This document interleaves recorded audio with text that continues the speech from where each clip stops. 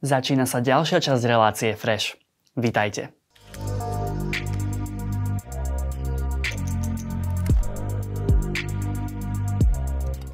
Umenie má na spoločnosť veľký vplyv.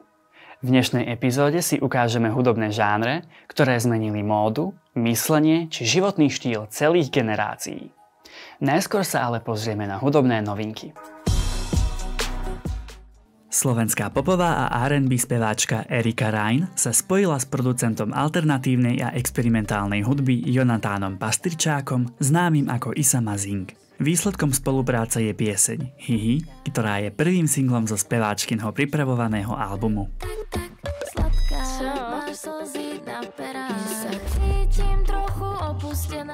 Dove Cameron zverejnila videoklip k piesni Sand. V texte spieva o vyrovnávaní sa s náhlym koncom vzťahu, ktorý sa javil ako perfektný.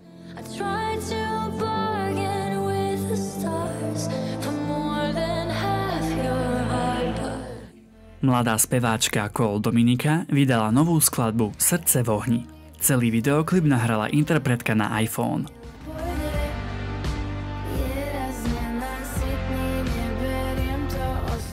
Jason Derulo predstavil vianočnú skladbu Closer to Christmas. Pieseň je súčasťou charitatívnej kampane, v rámci ktorej spevák rozdá darčeky deťom zo sociálne slabších rodín v Los Angeles.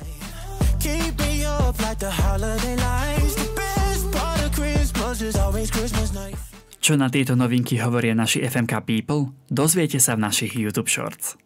Tu by sa mohol Martin Madej inšpirovať, ona dostala Ferrari, môže na ňom prísť raz. Veľmi príjemné na počúvanie. Tie klavírne časti, kde akože iba tak spieva, sa mi veľmi páčia. Nehodí sa mu to. Väčšina z nás si pri slove jazz predstaví saxofón, trúbku a špecifický spev. Vznik jazzu sa odhaduje na 20. roky 20. storočia v americkom New Orleans. Zlaté 20., ako sa táto dekáda zvykne nazývať, charakterizuje prudký ekonomický rozvoj. Po hrôzach prvej svetovej vojny sa ľudia chceli predovšetkým zabávať. V Amerike platila prohibícia, teda zákaz pitia alkoholu. Kvôli tomuto zákonu začali po celých štátoch vznikať tajné bary a kluby. V nich často vystupovali jazzoví umelci a tak sa aj jazz stal akýmsi synonymom zábavy a voľnosti.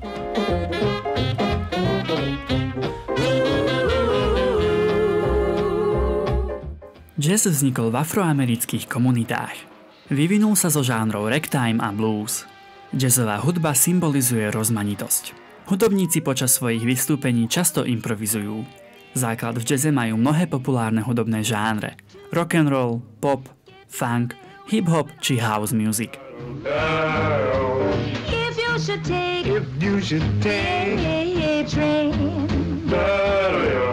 V čase svojho vzniku jazz symbolizoval okrem iného aj boj za občianske práva Afroameričanov.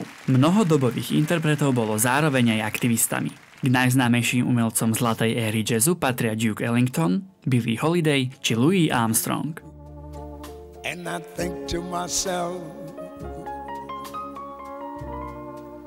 what a wonderful world. Rock and roll je dodnes celosvetovo populárny. Rovnako ako jazz, aj rock vznikol v USA. Jeho základom sú prvky R&B a country hudby. Spočiatku boli hlavnými nástrojmi rockových piesní saxofón a piano, v 50. rokoch sa do popredia dostali gitary a bicie.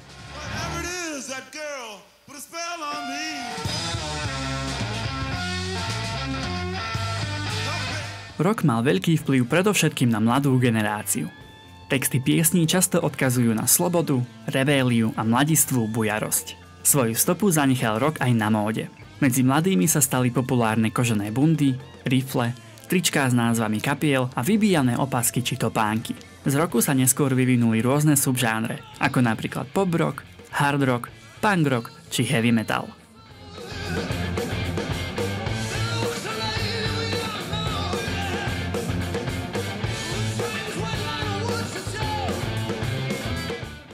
Za kráľa rock'n'rollu sa považuje Elvis Presley. Svoj prvý veľký hit, Heartbreak Hotel, vydal ako 21-ročný.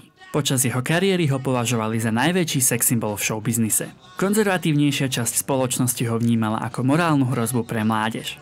Okrem spevu a tancu sa Elvis venoval aj herectvu a obľuboval bojové športy. Medzi jeho najznámejšie skladby patria Hound Dog, Can't Help Falling in Love, či Jailhouse Rock.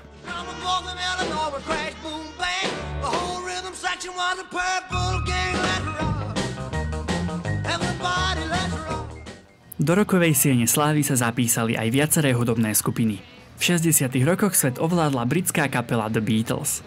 Obdobie ich najväčšej slávy sa zvykne označovať výrazom Beatlemania. Tento termín označoval fanatické správanie fanúšikov kapely, predovšetkým mladých dievčat. Medzi ďalšie vplyvné rokové kapely patria napríklad Queen, Led Zeppelin, Pink Floyd či The Rolling Stones.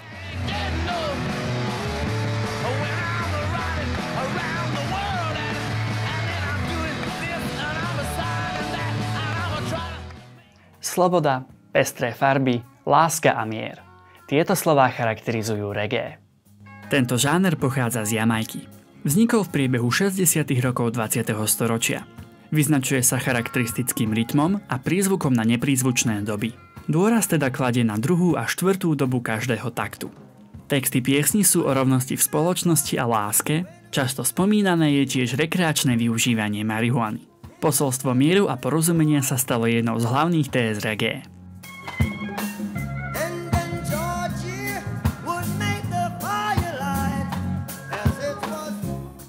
Fanúšikovia tohto štýlu sa obliekajú do sítých farieb, bežné sú bandany na hlavu, koráliky a voľné bavlnené oblečenie. A zda najznámejším reggae spevákom je Bob Marley. Okrem neho žáner spopularizovali aj Peter Tosh či Jimmy Cliff. K známym piesňam patria napríklad Legalize It, Redemption Song, No Woman No Cry a I Can See Clearly Now.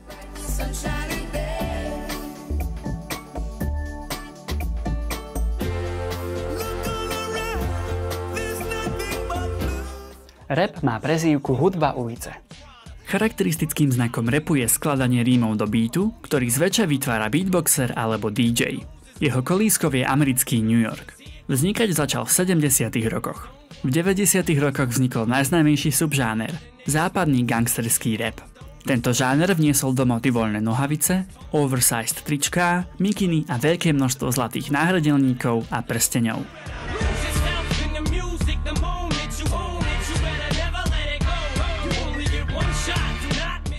Texty rapových skladieb sú rôznorodé. Na nabudenie davov na koncertoch slúžia tzv. Party rhymes.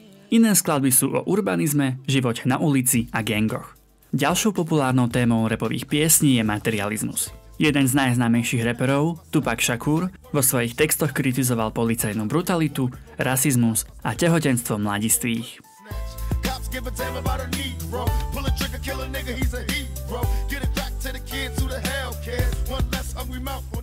Dnes možno raperov považovať za influencerov udávajúcich trendy. Umelci ako Macklemore, Drake, Bad Bunny či Post Malone patria k najstreamovanejším interpretom na Spotify. Pomerne rozsiahla raperská scéna existuje aj na Slovensku.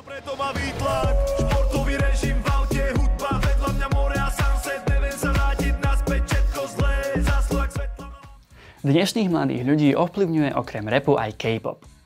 V rámci tzv. Kórejskej vlny začali v 90. rokoch prenikať prvky kórejskej kultúry do západnej spoločnosti. Za pionierov K-popu sa považuje skupina Seo Taiji and Boys. Ich zásluhou sa do dnešných K-popových piesní dostali aj prvky rapu či rocku.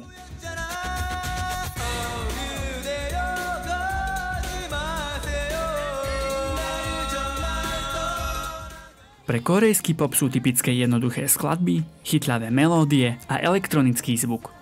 Dôležitou súčasťou K-pop piesní je tiež tanec. Skladby sú často komponované tak, aby po beat drope umelec či skupina mohli predviesť svoje tanečné schopnosti. Tance bývajú navrhnuté tak, aby boli pre diváka pútavé. Skupinové choreografie sú spravidla náročné a vynikajúco synchronizované.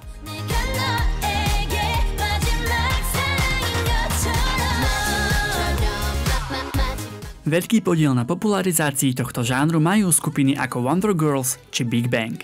Zabudnúť nesmieme ani na rapera s umeleckým menom Psy, ktorý v roku 2012 pobláznil svet svojím hitom Gangnam Style. Oficiálne video tejto skladby bolo najsledovanejším videom na YouTube až do roku 2017. V súčasnosti patria k najznámejším K-pop skupinám Blackpink, ATEEZ, Stray Kids či BTS.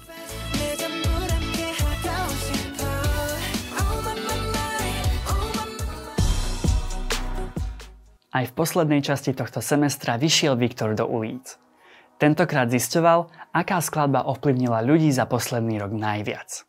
Ahojte, ja som Viktor a v dnešnej časti ankety sa pozrieme na to, čo počúvali ľudia tento rok.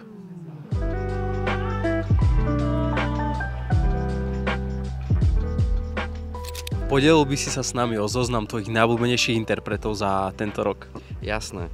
Môj prvý bol Kanye West, Loco, Lil Durk a Rytmus Eminem. Na prvom mieste mám Kalina, potom Separa, Izomandias, Gleb, Viktor Šín. Moji najobľúbenejší boli Ego, na prvom mieste, na druhom Gleb, na treťom Gadzon, na štvrtom Cico Band a na piatom Kamarát. Určite tam bude Metro Boomin, Kometazín, no už tu mám 50 Cent, Kanye West a Suicide Boys.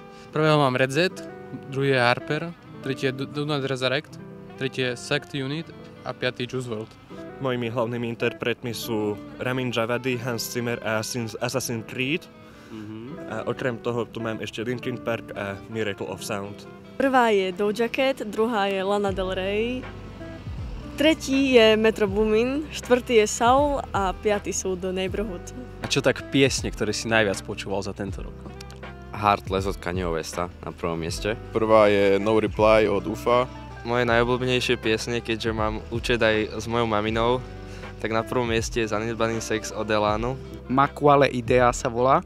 Je to takého talianského speváka slávneho, on už je trošku starší a znie jak Rytmus, strašne sa podobá proste na Rytmus a jeho hlas. Koľko minút si strávil tento rok počúvaním hudby na Spotify? Tak v porovnaní s mojimi kamarátmi je to pomerne málo, 25 000 minút mám. 7 000. 19 600. 28 000. 26 700. Minúty počúvania tu je 49 000. 28 800. Dúfame, že ste sa v tomto semestri dozvedeli z našich videí čosi nové. Ďakujeme za vašu priazeň, prajeme vám príjemné Vianoce a vydarené skúškové. Dovidenia v letnom semestri.